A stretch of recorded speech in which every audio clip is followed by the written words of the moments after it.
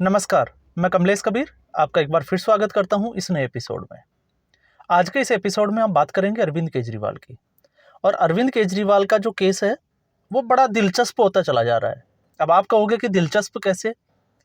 तो हम इसको ऐसे समझ सकते हैं कि जहां एक और दिल्ली हाई कोर्ट जो है आज उनकी याचिका पे सुनवाई हुई, फैसला उनके खिलाफ आया। लेकिन ठीक इसके उलट सुनीता केजरीवाल ने आज एक बार फिर जो है वो प्रेस कॉन्फ्रेंस की। और प्रेस कॉन्फ्रेंस जो की गई उसको एक हाइप दिया गया।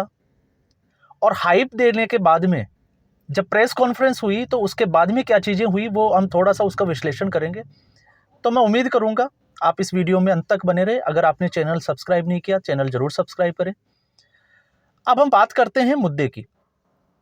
सबसे पहले अरविंद केजरीवाल का आज दिल्ली हाई कोर्ट में क्या चीज़ें हुई उस पर थोड़ा सा हम डिस्कस करेंगे। फिर उसके बाद में हम आते हैं सुनीता केजरीवाल पे। दिल्ली हाई कोर्ट में याचिका दी गई कि ईडी की जो कस्टडी, जो रिमांड ईडी ने ली और जो गिरफ्तारी की वो अवैध है। हालांकि हमने एक वीडियो में अभी डिस्कस भी किया था कि उनको अरविंद केजरीवाल को फायदा हो सकता है एक टेक्निकल पॉइंट पे। और वो टेक्निकल पॉइंट ये था कि ईडी अगर किसी की गिरफ्तारी करता है तो सुप्रीम कोर्ट का एक ऑर्डर है कि ये गिरफ्तारी जो है वो किसके तहत या किस वजह से की गई है, ये जो है वो बताना पड़ता है। अगर ईडी ने ये रिटर्न में नहीं दिया तो फिर अरविंद केजरीवाल के फेवर में जो है वो फैसला जा सकता है। लेकिन जिस हिसाब से ईडी ने गिरफ्तार किया उससे ये लगता है कि ईडी ने ऐसी कोई गलती की होगी वो मुमकिन है नहीं। और उस हिसाब से अगर ईडी ने कोई गलती नहीं की तो फिर अरविंद केजरीवाल के फेवर में अगर कोई फैसला आएगा ये मुमकिन नहीं है। इससे पहले वाले वीडियो में ही हमने ये बात करी है। और शाम होते होते जब फैसला आया तो फैसला यही आया कि कोर्ट ने दिल्ली हाई कोर्ट है उसने अरविंद केजरीवाल को कोई राहत नहीं दी। और अगली सुनवाई जो है इस याचिका पे वो 3 अप्रैल को होगी। अब उससे पहले 28 मार्च जो उनकी रिमांड की जो अवधि है वो कंप्लीट होने वाली है। अब वो जो दिल्ली का राउज एवेन्यू कोर्ट है वो उस पर सुनवाई करेगा। अब उसमें जो है वो फैसला हो सकता है कि ईडी जो है, जहाँ तक लगता है कि ईडी जो है 2 से 3 दिन की रिमांड जो है वो मांग सकता है। लेकिन उम्मीद ये भी है कि हो सकता है कि जुडिशियल कस्टडी में भेजा जाए, न्यायिक हिरासत में अरविंद केजरीवाल को भेज दिया जाए। और ईडी की आज की जो दलीलें थी, आज ईडी ने जो दलीलें दी वो ये थी कि अगर पूछताछ, क्योंकि उनके वकील जो है अभिषेक मनु सिंघवी, उनका कहना है कि अगर अरविंद केजरीवाल से इस केस में पूछताछ करनी है तो फिर गिरफ्तारी क्यों जरूरी है, वो पूछताछ तो ऐसे भी हो सकती है। लेकिन अभिषेक मनु सिंघवी को शायद खुद को भी पता होगा कि ईडी ने पूछताछ के लिए जो है वो 9 सम्मन दिए थे। तो आज तक केजरीवाल जो है वो किसी भी सम्मन पे ईडी के दफ्तर नहीं गए। लेकिन जब गिरफ्तार हो गए तो अब उनको लगता है कि वो ईडी के जो है वो हर सवाल का जवाब देने के लिए, पूछताछ में शामिल होने के लिए तैयार है। बस उनको जो है वो कस्टडी से बाहर कर दिया जाए, उनको बाहर निकाल दिया जाए।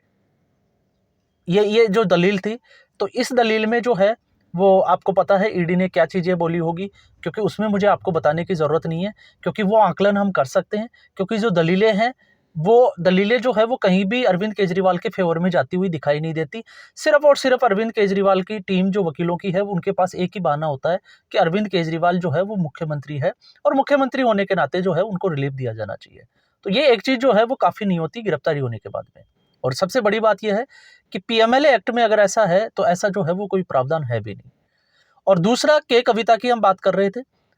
के कविता ने अभी जो है उन्होंने एक जमानत याचिका लगाई। और उस जमानत याचिका की भी अगर हम स्टडी करते हैं तो जमानत याचिका में कहीं भी जो है वो के कविता ने ये दलील नहीं दी कि उनको जो है वो जमानत क्यों मिलनी चाहिए। उनका ये कहना था कि उनके बच्चे के एग्जाम है इसलिए उनको जमानत मिलनी चाहिए। तो उन्होंने, उनके वकीलों की टीम ने कहीं भी ये बताने की कोशिश नहीं की कि के कविता जो है वो निर्दोष है या उनके खिलाफ जो है वो कोई साजिश है। इस तरह का कोई ऐसा हुआ नहीं। जो दलील दी गई वो दलील जो थी वो इस केस से थोड़ी हटके थी और उनको भी जो है वो फैसला सुरक्षित रख लिया गया है।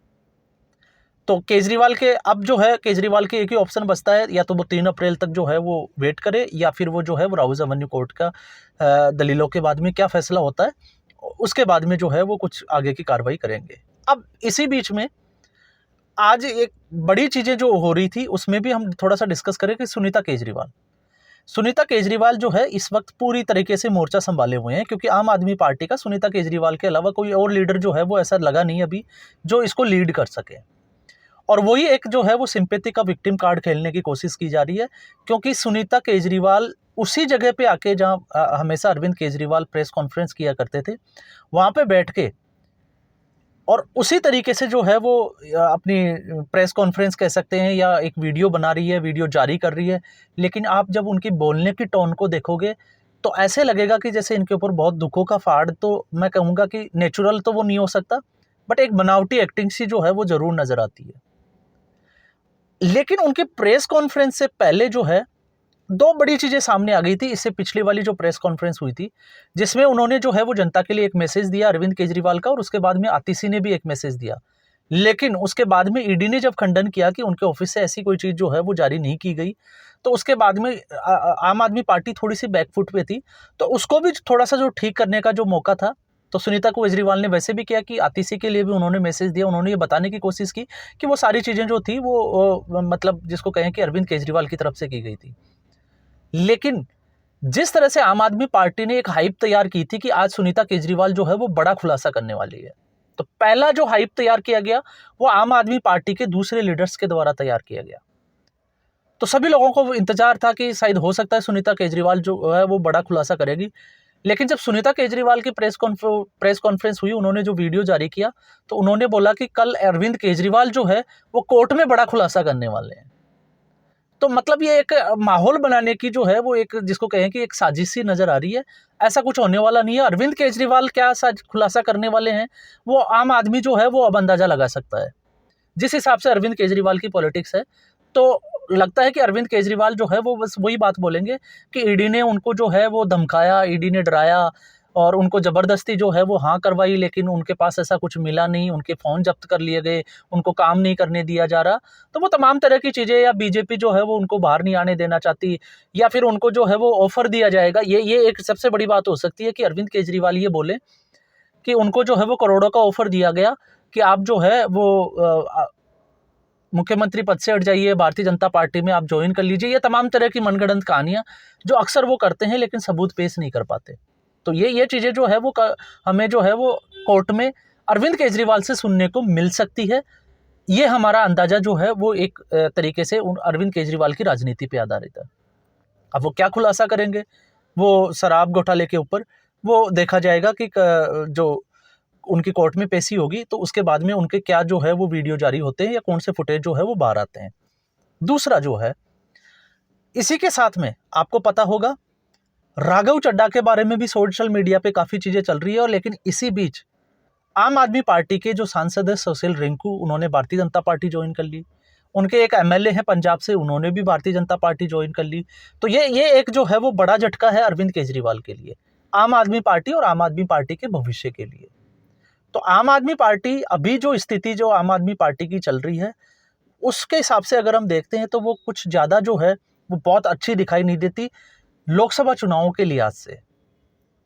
क्योंकि आम आदमी पार्टी का कोई बड़ा लीडर अभी अरविंद केजरीवाल के अलावा अगर कोई है तो वो राघव चड्ढा है।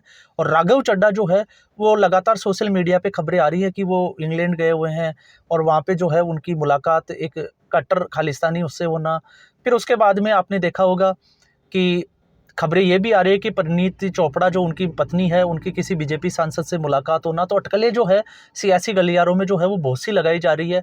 और जिस हिसाब से मजबूती मिल रही है अटकलों को, वो आपको अंदाज़ा होगा कि राघव चड्ढा जो है वो अभी खुल के जो है अभी सामने नहीं आए कि क्या करना है या आम आदमी पार्टी के लिए उनका कोई भी स्टेटमेंट है, क्योंकि उन्होंने एक ट्वीट से अपना काम जो है वो चला लिया। तो इससे जो है वो अब ये उम्मीद जो है वो लगाई जा रही है। तो अरविंद केजरीवाल की राजनीति अब लोगों को धीरे धीरे समझ में आ रही है।